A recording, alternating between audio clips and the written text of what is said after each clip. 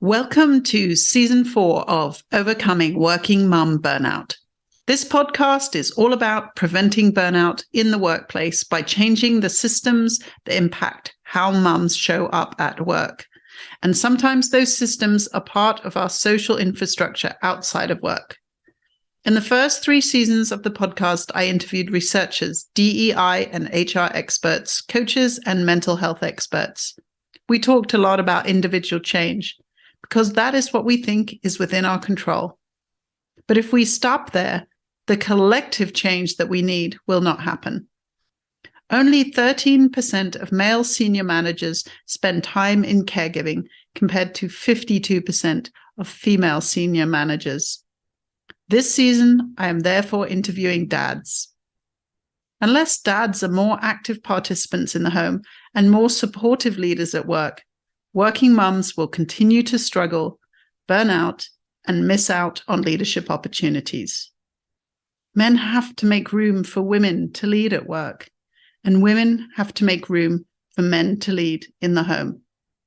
We can't make change alone, so I want to learn more about how we can support men to become active participants in the home and role models for caregiving leaders at work.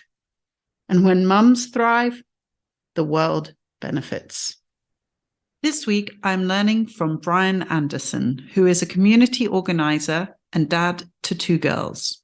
He leads the organization Fathering Together and recently wrote a book of the same name. He often blogs about being present with his girls and putting work aside for those moments. Brian has had to balance his work mission with his desire to be a connected and available dad. He also talks about systems being the relationships between people, and at the simplest level asking, did I make somebody's day better today? I hope you can learn as much from this conversation as I did.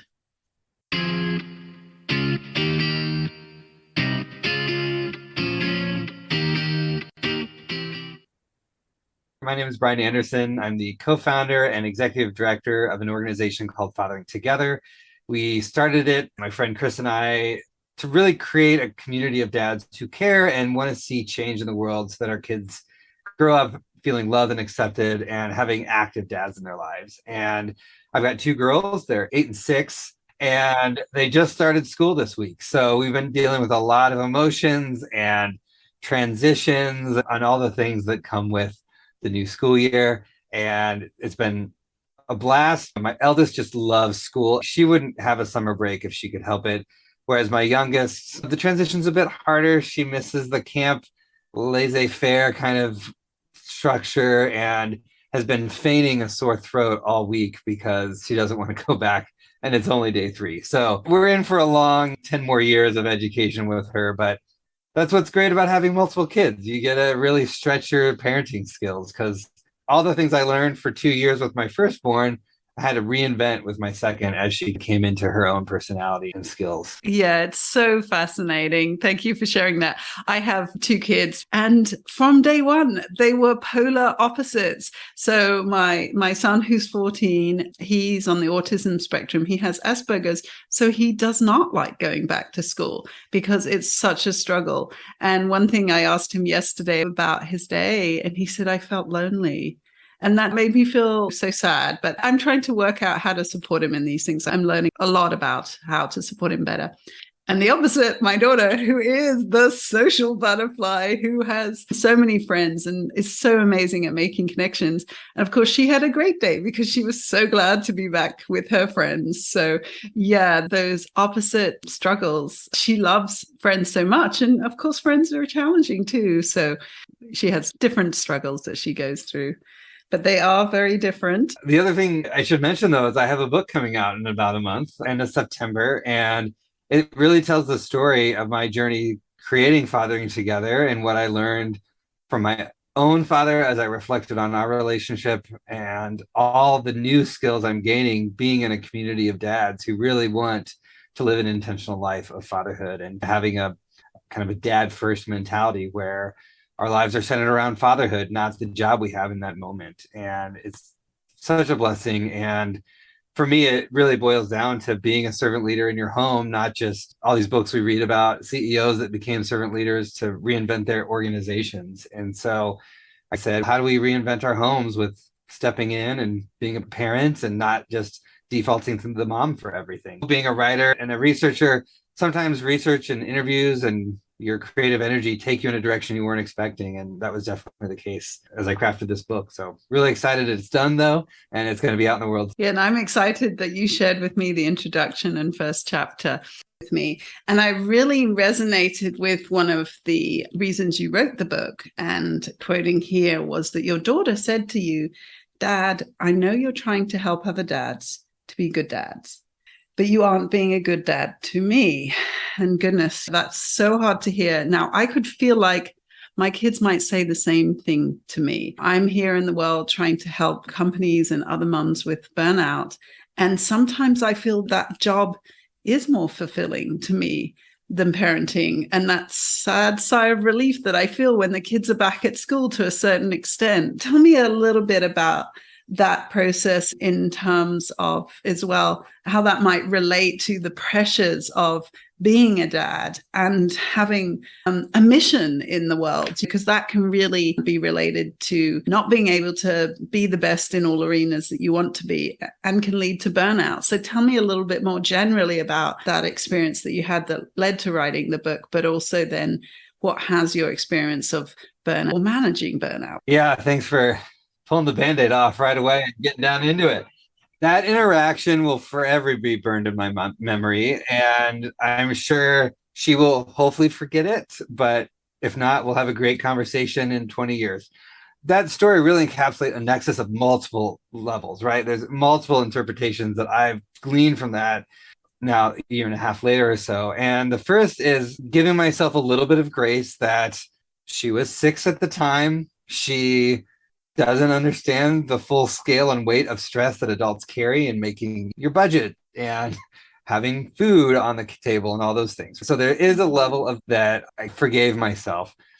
But on the other hand, I was working full time. I was getting an organization off the ground. And the organization I was getting off the ground is what I really wanted to be doing. My day job, I was burning out on that. And we can talk about that in a moment.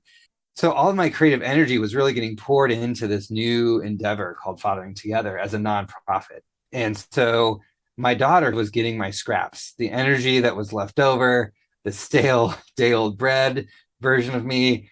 And she's a very perceptive, very empathic kid. And so she picked up on that and she called me to the floor and said, "All right, Dad, put your money where your mouth is," right? And I was very blessed that within a month of that conversation, we did get significant funding to start Fathering Together and allow me to shift full time into just one job.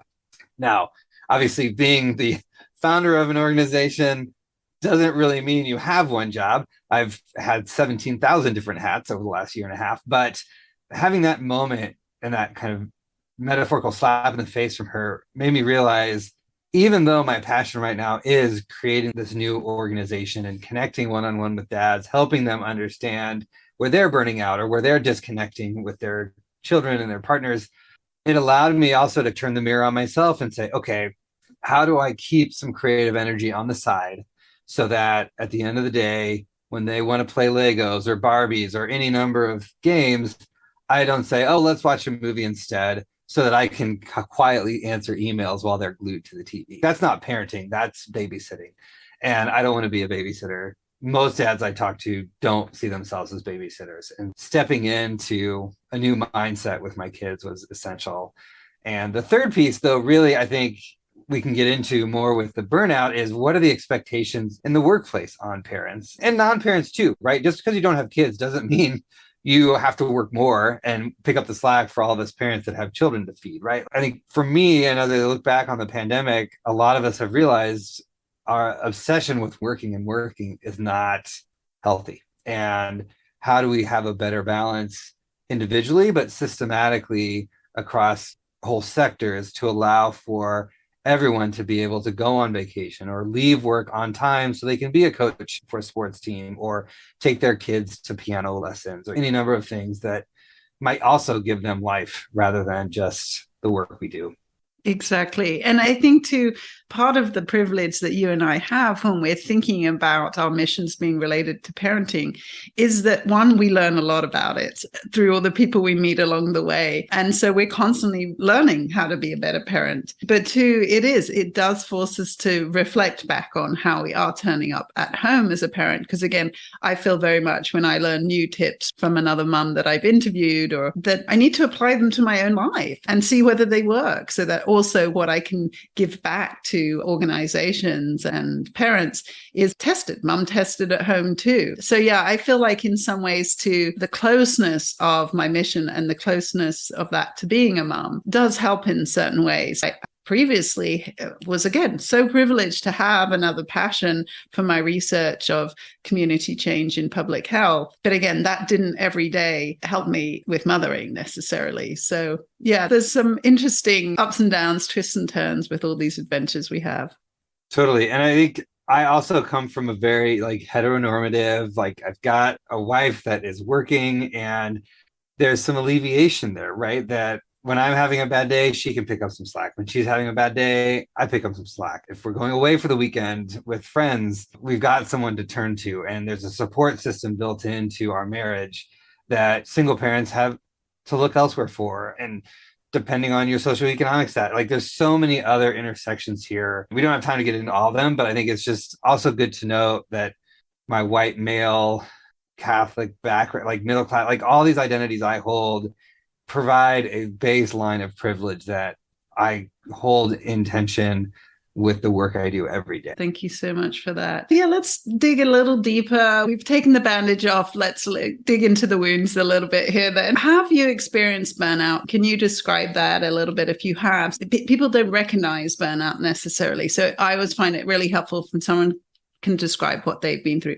But if you don't, and you're really intentional about managing it, keeping it at bay, either because of a bad experience or because that was always a value of yours from the beginning, just tell us a little bit about that, how you, in this clearly multifaceted, stressful job, you keep burnout at bay. I'm definitely one of those personality types that I burn white and hot pretty quickly and go for broke. And I know this about me, and yet I still recognize when I'm getting too hot and I need to slow down. The first time I really burned out, I was a social worker and community organizer, and I was putting in long hours. I didn't really have a friend network to balance out my weekends, and I just didn't have a release for the stress in any sort of healthy way.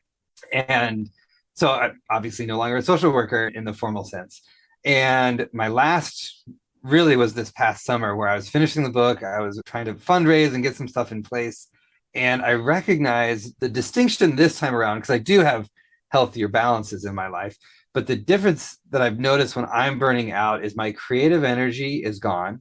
When I wake up in the morning, I see my to-do list, and there's just no joy in that work, right? And there's no creativity that I pour into writing a really nice email or putting together like a social media campaign or something like that. It's just very rote and boring.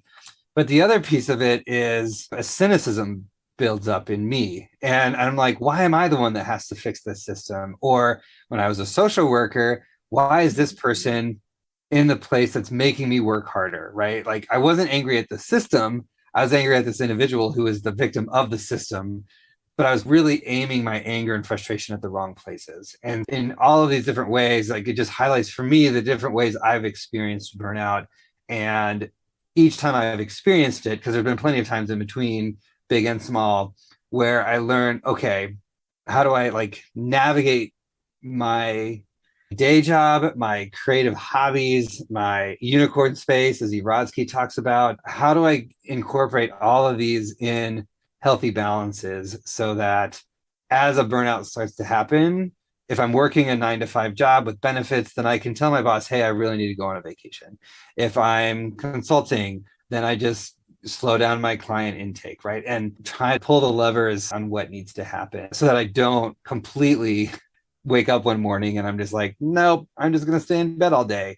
And then I'm not communicating to my partner, to my children, to my friends. Like I just vanish for a minute. And unplanned absences are not helpful, right? If I can tell my partner, hey, I really just need the morning, we can plan for it, right? And make that work out. Yeah, I think that's so important because we think about that as, oh, I need a break. But again, if it's unplanned because we got to a point of desperation, that doesn't help our teams. So I think that's so important, is to go, yeah, I deserve a break and I'm going to schedule it in so everyone's aware.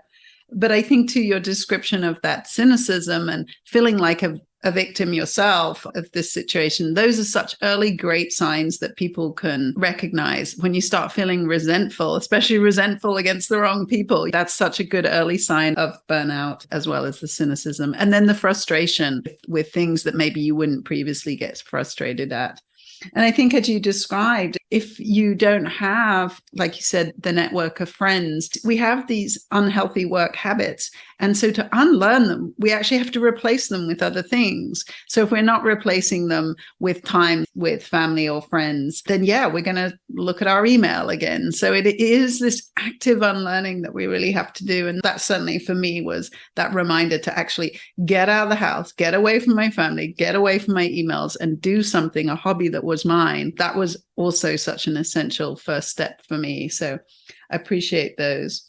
I think I'd really love to, if it's okay with you, you mentioned the word system there. And that's one of the things that I also love about you, your background in social work, your background in community services. This is where you and I, when we first met, we both talked about like the social ecological model. This is all part of our training and, to be honest, our mindset. And I particularly loved how in your introduction to your book, you're not happy with the status quo. That is so me. So Jacqueline actually means usurper. It's a French name and it means usurper. And I'm like, that's me. I'm not happy with this status quo. I'm so friggin' sick of it. So yeah, please tell me a little bit more what your thoughts are about how we do actually change the systems. I know it's a hard question, but I'd love to hear it because you have this understanding of the larger forces at work in society. Yeah. I'm glad we're tackling the easy questions on this too. Thank you, Jacqueline. Honestly, the way we tackle systems, though, is human relationships and recognizing that no system is ever going to be perfect unless, well, full stop, right? No system is perfect. But a way to mitigate that is to keep a human-centered design to whatever system we're building. And so many systems that as parents we encounter on a daily basis, whether that's public education, healthcare systems, you name it, there's just not a human-centered piece to it, especially as AI is taking over and automatic phone call systems and hit buttons here and there. A lot of the questions that people come up with that they need an answer to fall in these gray areas, right? Most of us can just Google a basic answer and find the solution. It's when Google fails us that we really need a human being.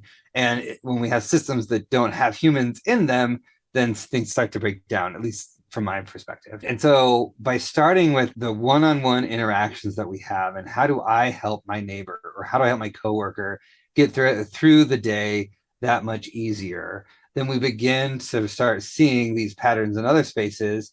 And as I used to tell students when I worked in university settings, if you help somebody else, if you go to their program first, if you say yes to them, there's a kind of implied favor that you're asking of them to return and show up at your event or help you out with a project down the road.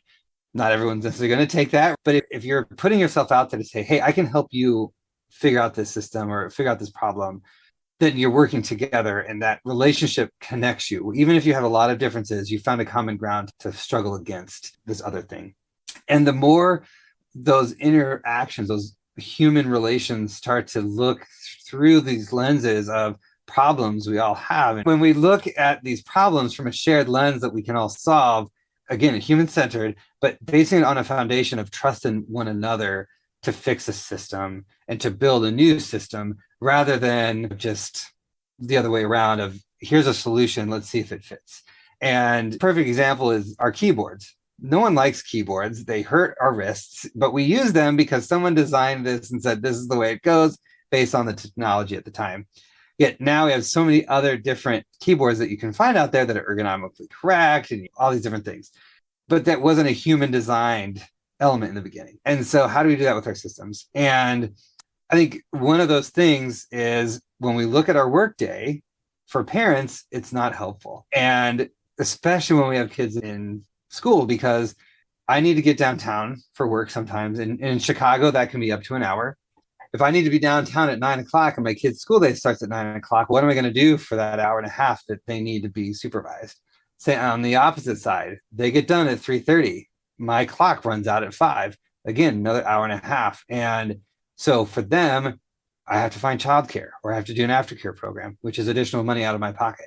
Whereas if we reinvent a system where work, and we see that in the pandemic, working from home has a lot of flexibility to take place, a lot more human-centered solutions coming through. It allows for some of that stress to come off of the parents. And like I said in the beginning, one-on-one, I could do something really simple to help you through your day, carry your groceries to your car at the grocery store. I don't know, something simple. But on a systematic level, as a community leader, a politician, whatever, I've created a new answer to a system that benefits a lot of people, that alleviates a lot of stress. And when I talk with corporations and dads who are in corporate leadership positions, they all talk about wanting to be more involved with their families. And I say, how do you role model that? Like, how can you reorganize the internal systems to be more family friendly and employee friendly so that there is that ability to step away, like we talked about with burnout, to having more flexibility in the humanity that we all share?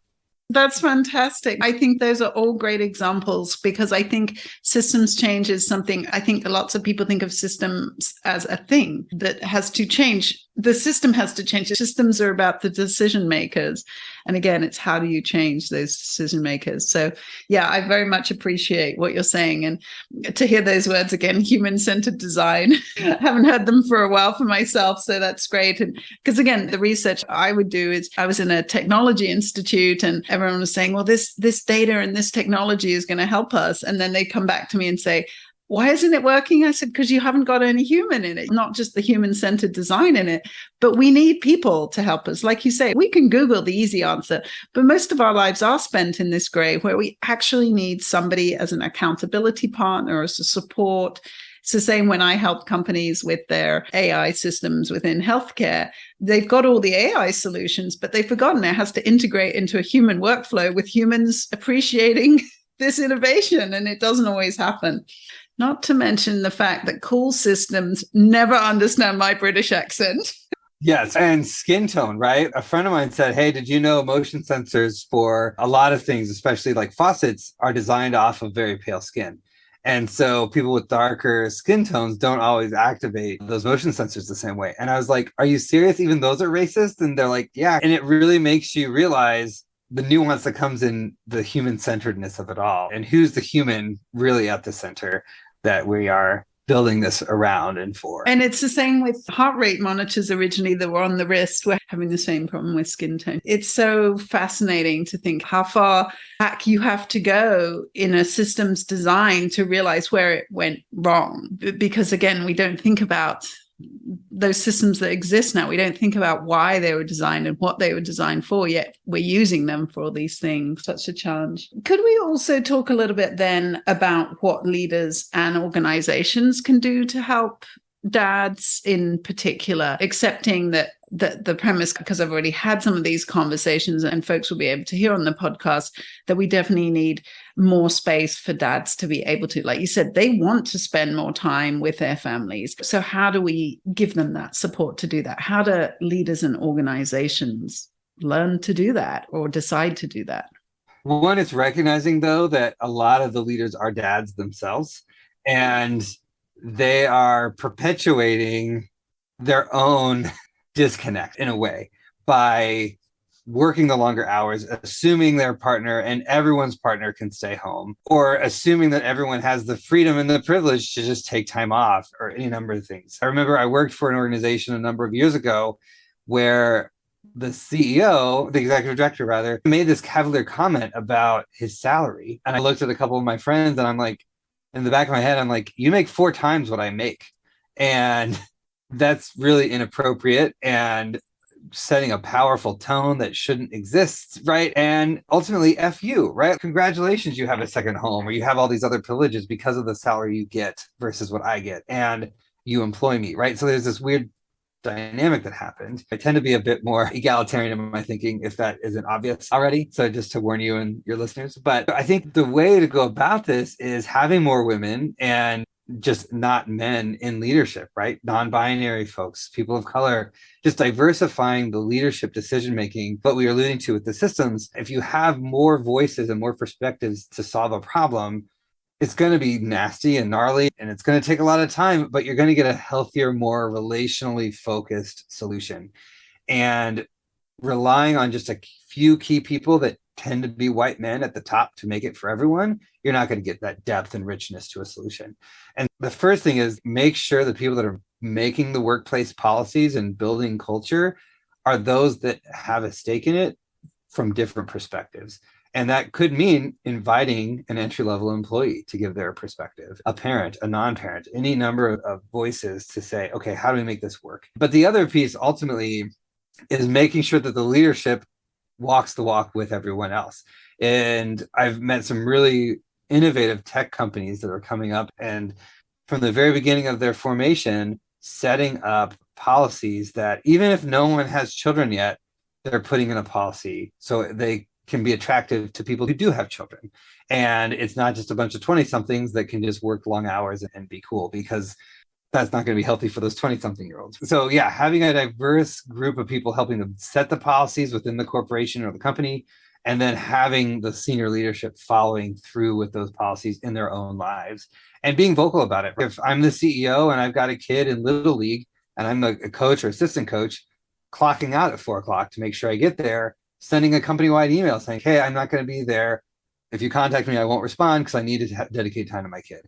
That sets a bar that a lower level employee can be like, great, if that's what everybody else is doing, I'm not going to feel awkward going to my supervisor and saying, hey, I'm also a coach.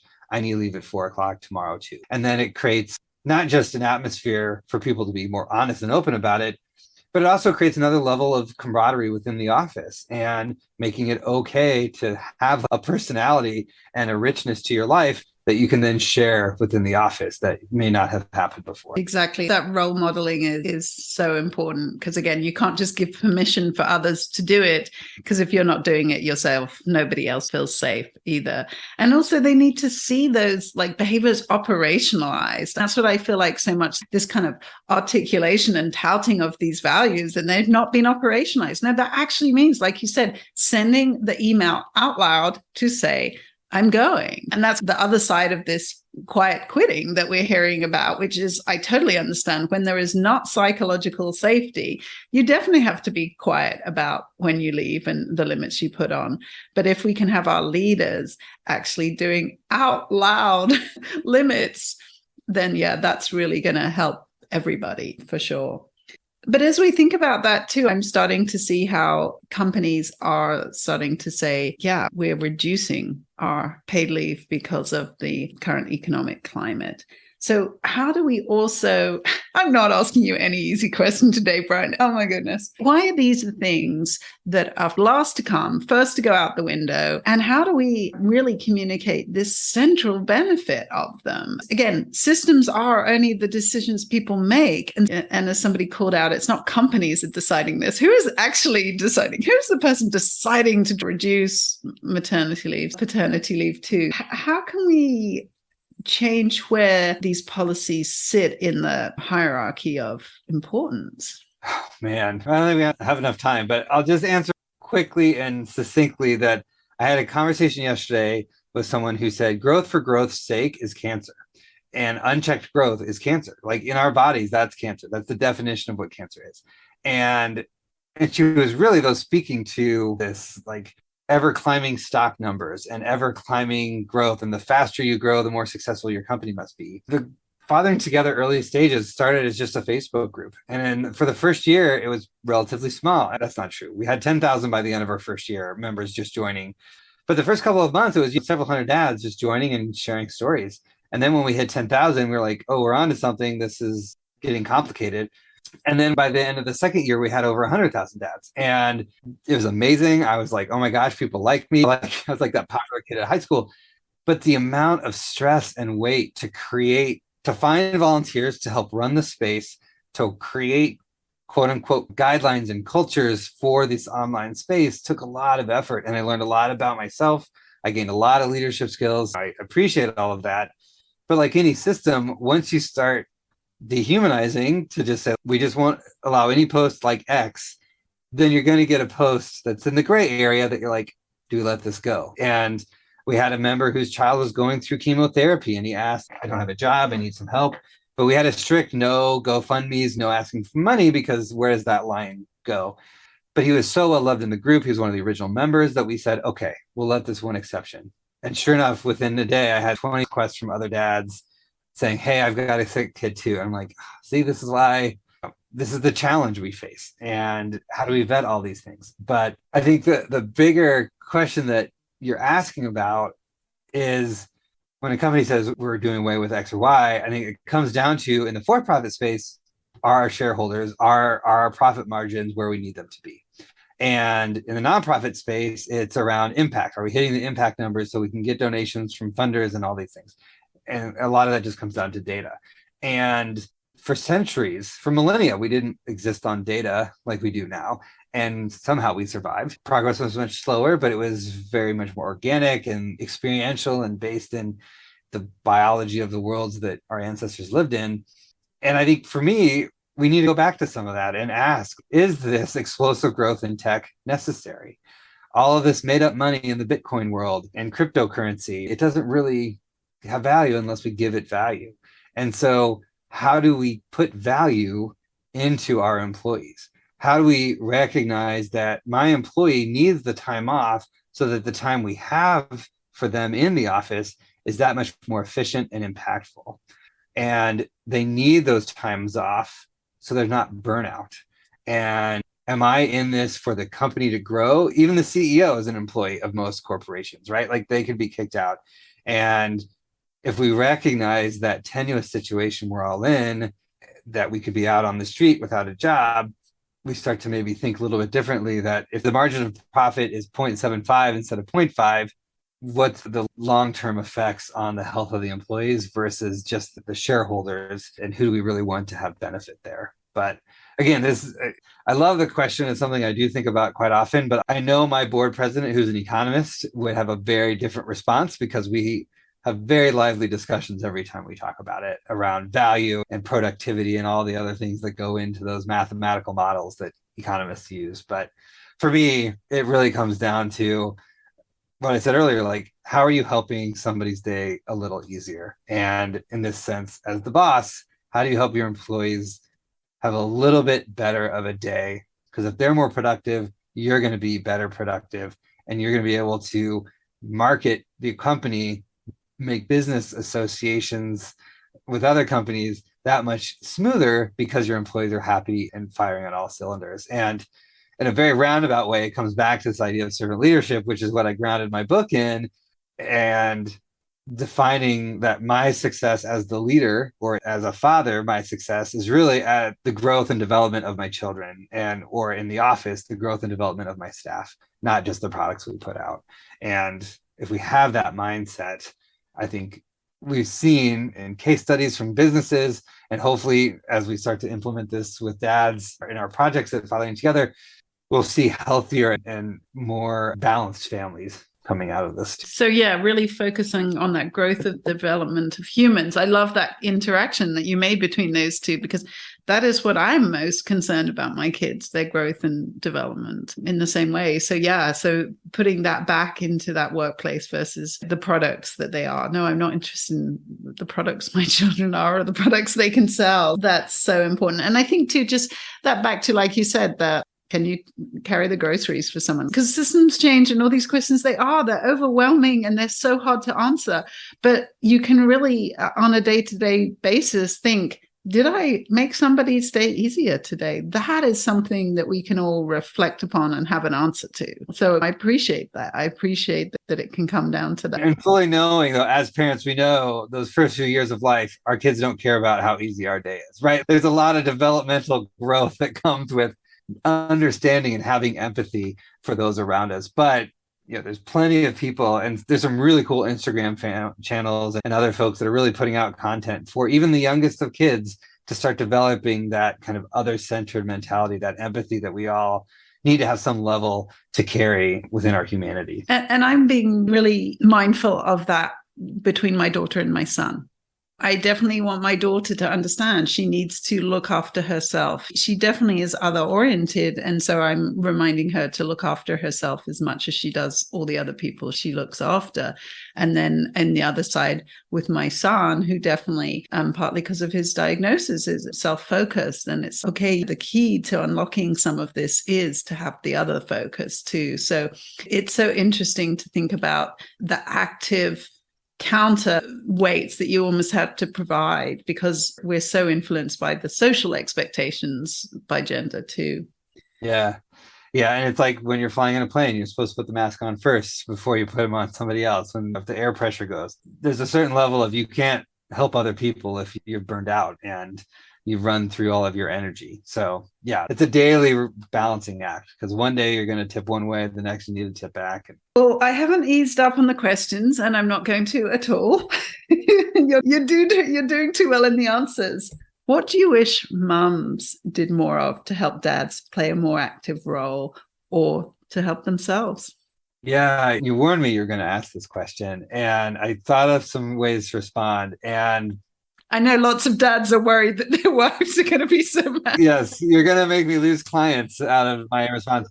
Honestly, moms have done enough. I'll put it that way. Like we see in conversations around race and larger gender dynamics that we've seen these past few years, moms have said enough of what they need from their husbands and partners. And my wife will say the same thing. She's told me multiple times, I don't always practice what I preach. I am human. I make mistakes.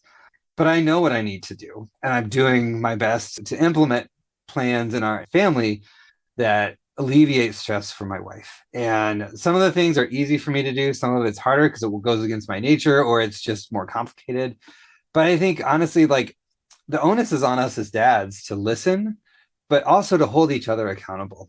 And which is why at Fathering Together, we're very community oriented in our programs. We don't want dads just going to a resource, downloading it, reading it. We want dads coming to weekly work groups and conversation sessions. For this fall, we're launching a couple of chapters that are based out of schools. And so working within the PTA to get dads more invested in the schools. So the burden is really taken away from the moms, not in a way that is like condescending and say, oh, we're going to come in because we know how to do this better. Haha, chest pounding men. Instead saying, hey, we want to liberate some of your time. And we want to liberate ourselves from being beholden to the office day in and day out. And I think that's the piece that, if anything, moms could maybe say differently if I have to say that. But honestly, it's how do we recognize that by giving dads opportunities to be dads, we're liberating everyone within the family. We're allowing dads to build better, more emotional connections with their children. We're allowing moms to find free time to pursue a career, to pursue a hobby. We're allowing our children to recognize, oh, both my parents are people I can rely on, not just my mom. And I learned that myself. My dad was very caring and present. I never went to him for homework assignments because he was not good for the homework front, but he was good for pretty much everything else. I went to my mom for all the math and things. For dads to say to one another, dad to dad, you got to step up. It takes the burden off everyone else. Just like in affinity spaces for racial conversations, white people need to hold white people accountable. And dads need to hold each other accountable, and not in a way that's, again, not shaming. Many of us or I should say, many dads I talk to tell me, I want to be the dad that I didn't have for myself. All of the decisions I make are the opposite of what my dad did when I was a child. My dad did that with my grandpa. And so I was the beneficiary of that with my dad. But so many more dads are starting to say that to me. And I hear it across the board. I really do see a sea change of dads saying, I want to be more involved. I want to be more engaged. And we have to learn a lot from moms. A lot of the solutions are there already. We just need to translate them better for ourselves, but also recognizing that a lot of the job skills we have around communication, team leadership, program management, if you have Asana or Trello or any of these program management softwares and you're a wizard at it in the office, that doesn't mean you can't use it at home to, get a weekly schedule down for food, for packing up to get to school on time. Like, it's just a matter of translation in application. And so helping dads recognize that the skills to be a great dad are not all that different from being a great teammate in an office space. It's just tweaking it a little differently because a 5-year-old won't respond the same way as a 40-year-old colleague. That's great. That's such great advice. And I suppose one of the reasons I asked that question was because my husband and I went through the Eve Rodsky's Fair Play system, and we sat down, and for me, it was such a hard reality check. One, because I realized even though he had a lot of tasks on his plate, he didn't have hardly any parenting tasks on his plate. And I asked him, will you step up and do more of these tasks? And he had to say to me, I don't want to because you criticize me so much over those tasks. And that was so hard for me to hear. And that was such a hard point in our marriage. But I heard it. I heard what he said. And so actually for us, the solution was not sharing tasks. The solution was me getting out the house and leaving him to do it on his own in the way he wanted to. Because even if I didn't open my mouth, my eyes were saying something, right? So that's why I asked that question, because I own it. I own that I'm judgmental in this space too. But I think the other part of what you described there about the generations really made me think about my own journey. For example, when I first became a parent, that's when I first started not liking myself. And I didn't understand why. And that whole trajectory partly led to my burnout. But what I eventually understood was it's because I was being an authoritarian parent. And I didn't like being that person. So it took me a lot to recognize that and then to learn totally different parenting skills. To be honest, I've got to think about this. Like that transformation that I went through and I'm still going through, for goodness sake, is the same one that I'm asking dads to make. And it was hard. It is hard. I was trying to think of these ways that, okay, what in my experience can help me relate to what dads are having to do as well. So those were good examples. Thank you. And you pointed out something that I failed to mention in my response, and that is the kind of quote unquote gatekeeping that some moms have over their domain of the home. And that's a very realistic, understandable situation, because if the workplace is traditionally the man's domain, then obviously the mom's domain is the home. I think there's a balance that has to happen in both spaces, right? Like men need to give up their gatekeeping of the corporate world and the nonprofit space, the business world. And as we talked about earlier, having more voices in leadership. And I've worked for lots of different types of people in my career, and it's refreshing. You learn something every time because of how the perspective shifts. And if we want to have more opportunities to be a parent, we have to let women and all voices, trans, non-binary, everything, into the corporate world as well. And I think that's going to be a hard sell for some men, some dads, and I fully appreciate that. Not going to let them off the hook because, as you noted, I'm not one to allow the status quo to ever remain too static. I want it very dynamic and ever evolving and changing so we can find a solution. There's one other piece we're going to mention. Oh, part of why we're doing the school-based, and this was something that my team and I talked about a lot, is moms are still very active in the schools, and yet they're working full time as well, right? Some of my neighbors are lawyers, doctors, teachers themselves, and yet they're expected to be on the PTA, do all these different things. Where are the dads? We're still working, but we aren't picking up that other piece. And so again, this liberation that comes with equity is really a benefit to all of us. We just have to recognize that. And I think that's so important, actually, because I was discussing recently a situation in my son's school where all the girls had been volunteering way more hours than the boys, to the point that they got burnt out and did not enjoy the event that they were hosting. And I sat there and thought, why is that? And it is, again, because their mums are in there also volunteering, maybe without limits. So I'm so pleased that you're going into that space, because again, it is a huge burden and source of guilt for me. Am I volunteering enough in my kids' school? Because I want to have those relationships with the teachers and the other parents. Those are so important to me. And yeah, I think that's exactly also where we need our dads to step in, because then again, they'll be the one knowing the relationship with the parents. They can be making the play dates. They can be having the teacher parent conferences, but also, as you say, doing some of that PTA work where, again, I so value that my husband has a different perspective to me and that he provides that to my kids. So I want that perspective in the school too. He's not a rule follower. I want some non-rule following people in my kids' school saying, why don't we do it this way instead? Yeah, that would be so awesome. And our kids then get two perspectives on how to solve things later in life for themselves, right? They get a balance. How would dad do this? How would mom do this? Maybe I'll do it my own way. That's the power of having multiple voices in a parenting situation. And again, why community is so important. And having neighbors that help parent your children. If they bond with someone down the street because they're a cool gardener, I don't know, then your kid may become an amazing gardener. And you or have a brown thumb. I don't know, like random scenario. But again, the point is our kids are who they are. We can't force them to become any type of profession. We can influence a whole heck of a lot, but we want to make sure that they're making the right choice for them. And if that means connecting them with another adult as a mentor, all the more power to it. And that's what I've actually done. My son has a writing mentor, an old colleague of mine. And yeah, because again, he doesn't want to share his writing with mom. I get it. And just back to the schools too, it made me also think again to the situation where I was reading the book by Jessica Nordell. And basically she was talking about the examples in Norwegian and Scandinavian schools. One, teachers are paid so much more, so they're highly valued. So it's a profession for both male and female teachers, which we don't have currently. It's not valued and it's not paid appropriately. So yeah, it is in a much more female dominated sector.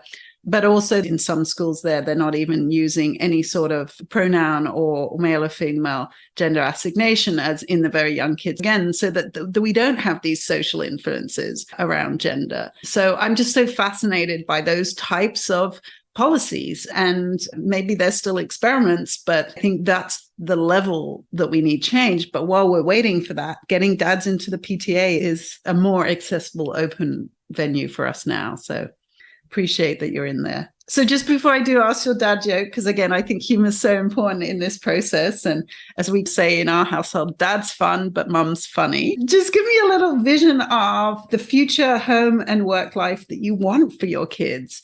And again, you've told us so much about how we get there, but I always think about that reverse engineering process of saying, this is what I want. On a baseline, understanding that communication is the key for them and their partner, for them and me. I hope to be around to see them have a family, right? So how can I be of support to them? And communication is key to that.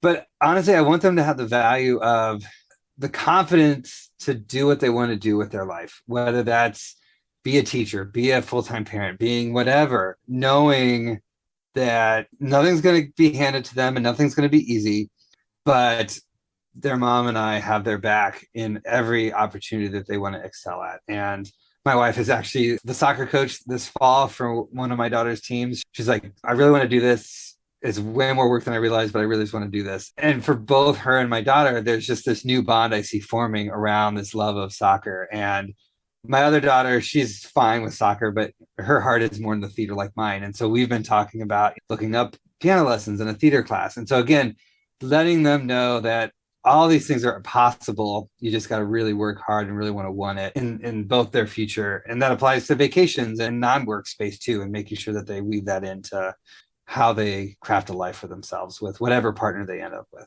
Great. Fully accepted and rounded. Okay, so Brian, here I'm going to ask about your favorite dad joke, and I've learned a little bit from asking this. Do you want to deliver the joke with me trying to come up with the answer, or is don't interrupt me, I'm telling you the joke and the punchline, because I've been like trying to answer the question and then me asking and someone's punchline are overlapping. I'll give you a chance to answer it. It's better that way. Oh, humor shouldn't be organized, right? Oh, my God. And this comes by way of my daughter. She found this the other day and was so proud of herself. She was like, Dad, I found a dad joke. And I was like, okay, lay it on me. And she says to me, why did the golfer wear two pants? Or why did the golfer bring two pants for his round of golf? He might get a hole in one. So as soon as I laughed really hard and I handed her my phone. I'm like, you have to call Grandpa.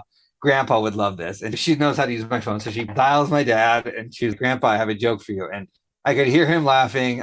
She was so proud to get one over on Grandpa. And yeah, so it was a really good day a couple days ago when she discovered this joke. Yeah. And my dad's a golfer too. So I'm going to give this one to my kids to use on him. And it's so funny because each time I've had an interview, the kids are back at school now, but last week I heard you laughing. What was his joke? And so, yeah, I've come out of these interviews and shared the jokes with them. And it's great. They're so interested in asking, okay, what did you learn, Mum, from this experience? Anything else you want to leave our audience with? You've had so many words of wisdom. You caught me on a good day. No, I just appreciate your time for allowing me to spin some wisdom and plug my book a bit. We're going to be doing a lot of different events and kind of gamification of fatherhood a bit with different dad groups as we really implement this PTA strategy we've got with Fathering Together. So stay tuned for more exciting news.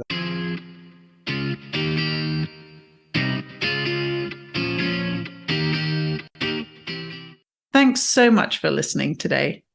Don't forget to check out my website, www.drjacquelinekerr.com, for your free guides to prevent burnout. Would you like to join a cohort of women like yourself who want to disrupt the status quo but are facing constant barriers and, like you, are beginning to wonder whether your approach will even gain traction? Have you experienced the supportive environment of executive group coaching, knowing you're not alone, and learning from others' mistakes and strategies, but you want to have more concrete goals and measures of progress? In conjunction with my leadership training, I'm facilitating small groups of women executives in peer learning collaboratives. This is a scientific process that it's used in medicine when important new recommendations need to be put into practice and there's likely to be pushback. Peer learning collaboratives leverage the supportive environment of group coaching, but with more targeted goals, greater accountability, and a quality improvement process that measures impact through learning cycles. In my training, you'll learn 5 new evidence-based strategies to support your leadership confidence and credibility, including how to use macro and micro root cause problem solving, how to create culture change through daily behavior change, and how to manage change and burnout. The peer learning collaboratives will provide a safe environment for you to put your new skills and strategies into action while learning from other women leading similar change efforts in their organizations. As you face barriers, we will problem solve together, empowering you to use adaptive experimental processes to help you build more resilient and informed solutions. A peer learning collaborative has 3 phases. In the co-design phase, members are brought together from diverse areas to establish buy-in and shared ownership. Building trust is important in this phase through shared values and expectations, shared vision and goals, open communication channels, and conflict resolution processes. In the collaborative learning phase, the group process is further solidified through peer empowerment, accountability partners, and celebrating small wins. The experimental process then starts with needs assessments, behavior targets, logic modeling, and plan, do, study, act cycles. In the adaptation and scale phase, lessons from the learning phase are translated into best practice guidelines and operational toolkits. Case studies are shared, and champions are empowered to promote the findings and benefits to other units. How often do you find that you're trying to prevent the fires that men love to put out? You're spoiling their quick fixes and save-the-day hero-based approaches. Instead, you can see the forest and the trees. You want to disrupt the status quo with more collaborative, adaptable, long-term approaches that change how and why we work, bringing in flexibility and greater purpose. Yet your ideas are dismissed, and the systems remain stuck, perpetuating bias and burnout. My training will give you the confidence and credibility to lead through change, manage change, and leverage change for transformational change.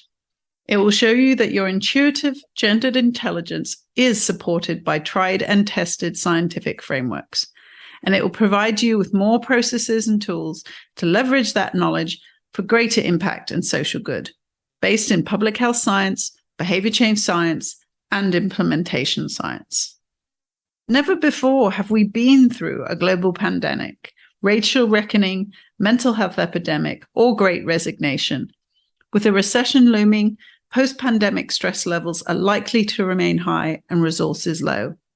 Reports from Deloitte, Microsoft, Adecco, and Modern Health show that employees are dissatisfied with the current fix-the-person solutions and want to see transformational change in the organization itself.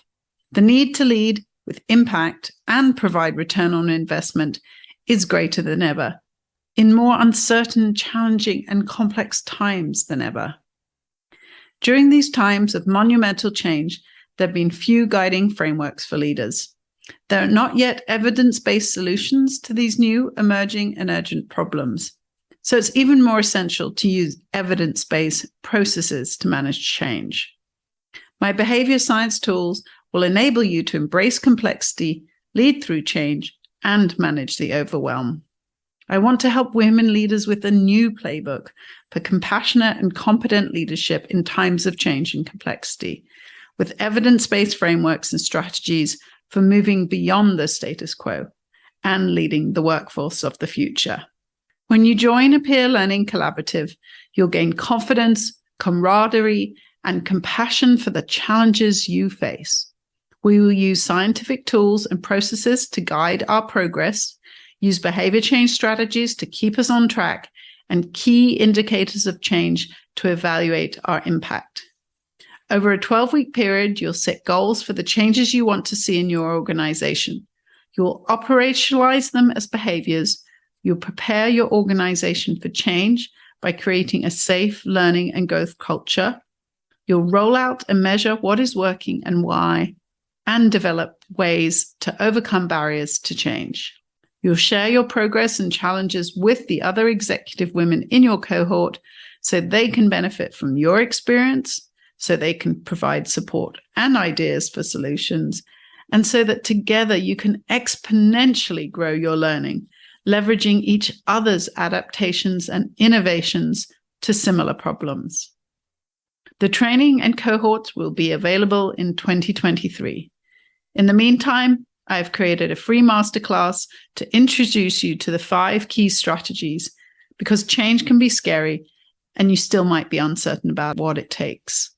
My 5 evidence-based leadership strategies are leading through complexity with compassion, understanding root causes and solving macro and micro problems using the social ecological model and lessons from public health, leading with impact, identifying and operationalizing key change levers using behavior change science and strategies to create sustainable habits that change systems, leading with insight, creating the conditions for a culture of change using psychological safety, emotional intelligence, rewarding daily behaviors, and empowering role models, leading with curiosity, finding and testing new solutions for employee wellness, retention, and belonging using peer learning collaboratives as a supportive and science-based process for managing change and developing resilience, leading with clarity, understanding and managing multifaceted burnout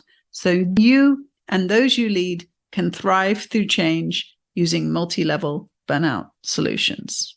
If you're ready to start on a new leadership journey, I look forward to guiding you through this in my online course and supporting you in a peer learning collaborative.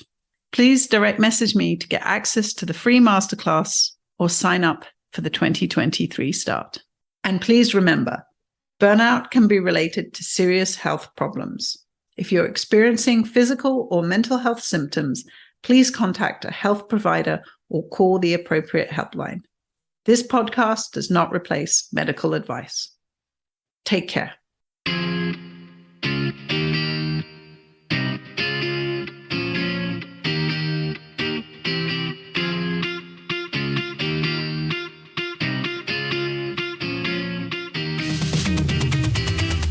Take control, you're a fighter. Push the limits and see it, you're already there. Told you we going higher. Ain't no stopping us, we're going in for the win.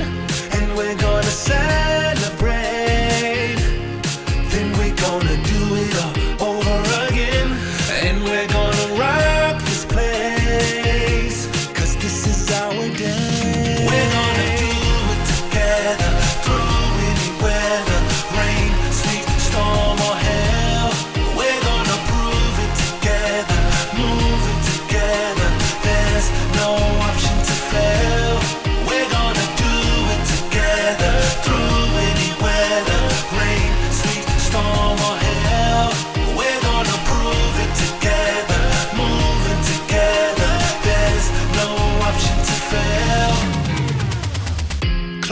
eyes feel the power. Everything that you need and more is within. 'Cause this is the hour. We're gonna